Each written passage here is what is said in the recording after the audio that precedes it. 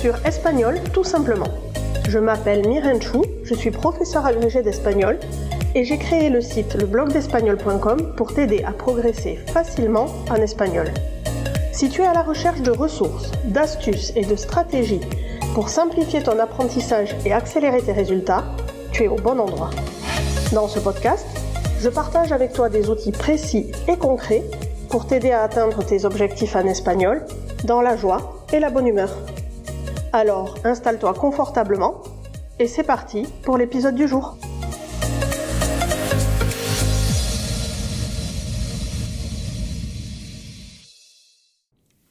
Hola! Bienvenue dans ce nouvel épisode du podcast Espagnol tout simplement. Aujourd'hui, on va aborder un sujet passionnant et honnêtement assez sous-estimé quand on apprend une langue. Parce que souvent, les apprenants pensent que les problèmes viennent du vocabulaire ou de la grammaire ou de la conjugaison, voire même d'un manque de niveau général et donc d'un mélange de ces trois paramètres, voire en rajoutant de la syntaxe, etc. Mais parfois, ce n'est pas ça du tout. Parfois, tu parles correctement espagnol. Et quand je dis correctement, c'est que tu fais des fautes, certes, mais peu. Tu arrives à construire de belles phrases, tu sais trouver tes mots, et pourtant, certaines interactions sont finalement un peu étranges. Comme si quelque chose coinçait, mais sans pouvoir déterminer quoi. Eh bien, aujourd'hui, je vais te dire, souvent, ce qui coince, ce ne sont pas les mots, ce sont des codes culturels invisibles. C'est-à-dire, par code culturel invisible, j'entends la manière de parler, la manière de réagir, d'interrompre, de montrer son enthousiasme ou au contraire de ne pas le montrer, de créer de la proximité et du lien avec l'autre ou même d'être poli. Et crois-moi, ça peut créer des situations franchement étonnantes. Alors aujourd'hui, j'avais envie qu'on parle ensemble de ces petits faux pas culturels que font énormément de francophones en espagnol et souvent même sans s'en rendre compte. Et surtout, j'avais envie que cet épisode te rassure, parce que si tu t'es déjà senti un peu maladroit, trop scolaire, trop formel ou pas naturel en espagnol, eh bien c'est normal. Tu es simplement en train d'apprendre une autre manière de communiquer et en plus de la langue, eh bien ça demande d'autres compétences qui sont interculturelles. En fait, c'est une langue, c'est bien plus que de simplement mémoriser du vocabulaire.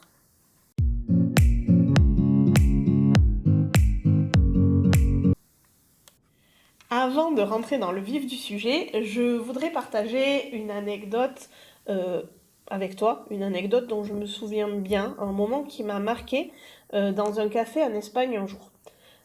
Donc si tu me connais un peu, si tu as des cours en présentiel avec moi ou à distance, je t'ai probablement dit que pour moi, le café en Espagne, c'est le lieu où tu peux t'imprégner réellement de la langue.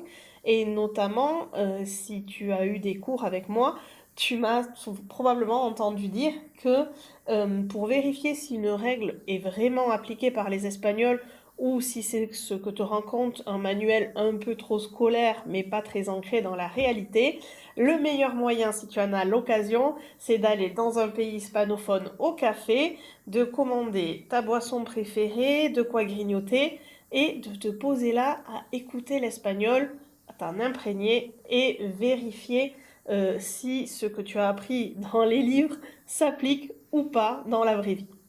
Mais je ferme la parenthèse et je reviens à mon anecdote. Donc un jour dans un café, j'écoutais une conversation entre un francophone et une espagnole. Le francophone parlait très bien et honnêtement, son niveau était bon.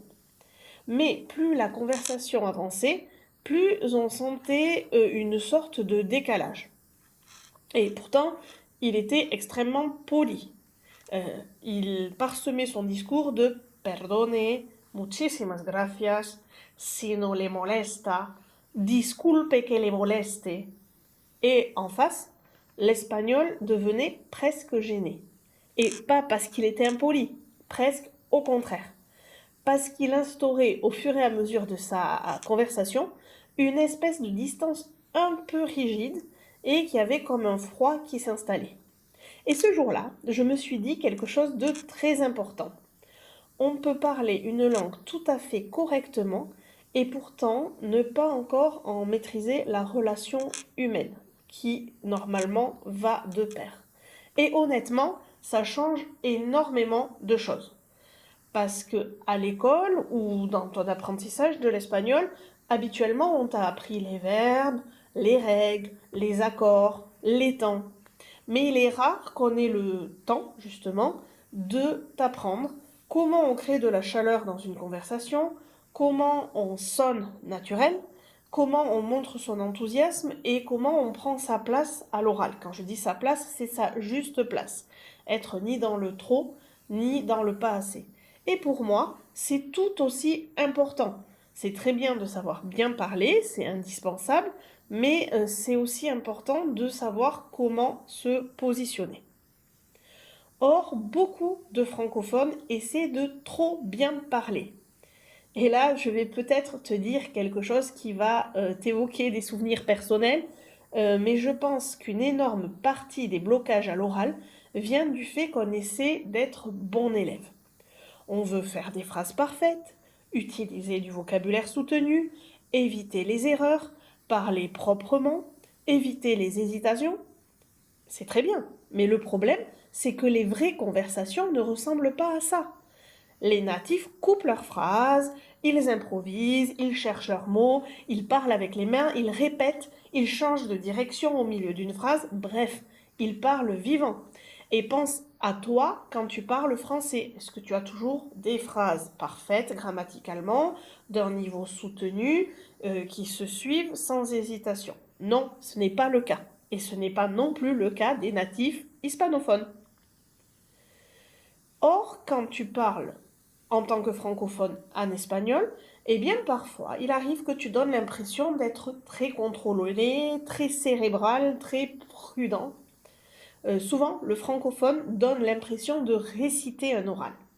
Alors, je vais te dire quelque chose de très important. À l'oral, ma conviction, c'est que la connexion est bien plus importante que la perfection.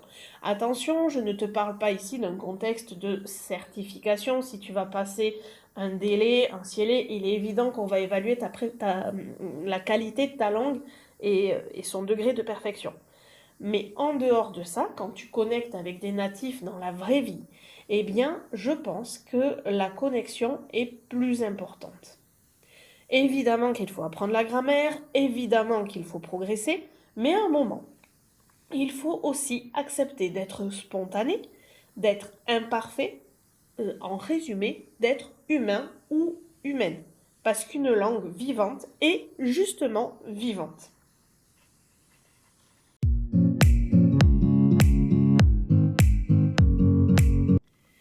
Et dans les pièges du francophone qui parle espagnol, il n'y a pas que le piège de la langue. Il y a aussi le piège du ton trop français. Et ça, c'est fascinant aussi. Beaucoup de francophones gardent en espagnol une intonation très plate, une certaine retenue émotionnelle, une manière de parler très très sobre. Et parfois, ça crée un décalage énorme avec ton interlocuteur. Parce que l'espagnol, surtout en Espagne, est souvent une langue beaucoup plus expressive. On entend très souvent un que maravilla, buenísimo, que ilusión, me encanta. Bref, je reviens à mon exemple du café. Si tu as l'opportunité, va te poser dans un café dans le monde hispanophone et écoute ce qui se passe. Beaucoup de Français, souvent, quand ils écoutent l'espagnol, pensent intérieurement, mais ils en font trop. Ou quand on essaie de leur faire passer ces notions en cours, pensent souvent, oui, bon, ok, mais en réalité, c'est un peu moins que ça. Eh bien, en réalité, non. Les Espagnols habitent simplement davantage leurs paroles. Et je crois que beaucoup d'apprenants francophones ont peur de ça. Souvent, tu as peur d'être ridicule, d'avoir l'air trop impliqué, d'en faire trop, voire même tu as la sensation de jouer un personnage. Mais parler une langue étrangère, c'est aussi accepter de déplacer parfois un peu son identité. Attention, je ne te demande pas de changer qui tu es. Je te demande simplement d'accepter par moment, d'élargir ta manière de t'exprimer. Parce que souvent, le cap émotionnel est là. Des fois, il s'agit de mettre plus d'intonation, plus d'énergie, plus de spontanéité ou simplement plus de présence. Donc, si je reviens à mon problème de départ, eh bien le problème n'est pas toujours un problème de niveau. C'est vraiment cette idée-là que je voudrais que tu retiennes aujourd'hui. Parfois, tu n'es pas mauvais en espagnol, tu es juste trop dans le contrôle ou alors dans la traduction mentale, dans les codes français ou dans le perfectionnisme. Et franchement, c'est normal. Ton cerveau essaie de te protéger.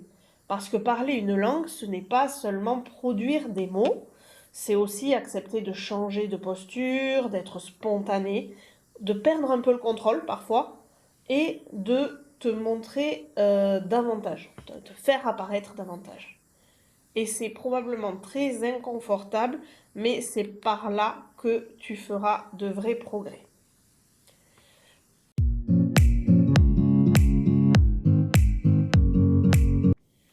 Pour conclure cet épisode, si aujourd'hui tu as parfois l'impression de parler un espagnol trop scolaire, de manquer de naturel ou de ne pas réussir à créer des échanges fluides, ne te juge pas trop vite.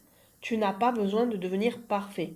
Tu as surtout besoin de comprendre la cause de ce décalage, d'écouter davantage d'espagnol vivant, d'oser davantage parler sans tomber dans le perfectionnisme, sans entendre le bon moment qui fera que tu seras prêt ou prête, parce que ça n'arrive pas. Tu ne te sens jamais complètement prêt ou prête.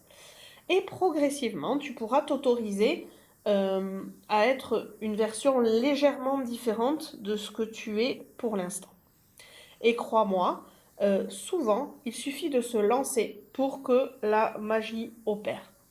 J'espère que cet épisode t'a plu. N'hésite pas à aller voir l'article associé à cet épisode. Tu retrouveras le lien dans les notes parce que c'est pas un simple copier-coller de ce qui est écrit sur le blog, c'est vraiment complémentaire. Tu retrouveras plein d'autres ressources beaucoup plus concrètes dans l'article.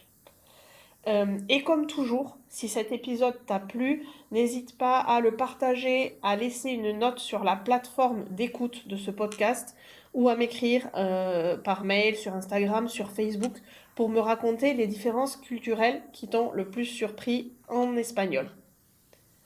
Si tu veux aller plus loin pour parler un espagnol plus naturel, plus vivant, plus spontané, tu peux aussi aller jeter un coup d'œil à mes autres ressources. On se retrouve jeudi prochain. En attendant, je te souhaite une très belle journée. Cuídate et hasta pronto.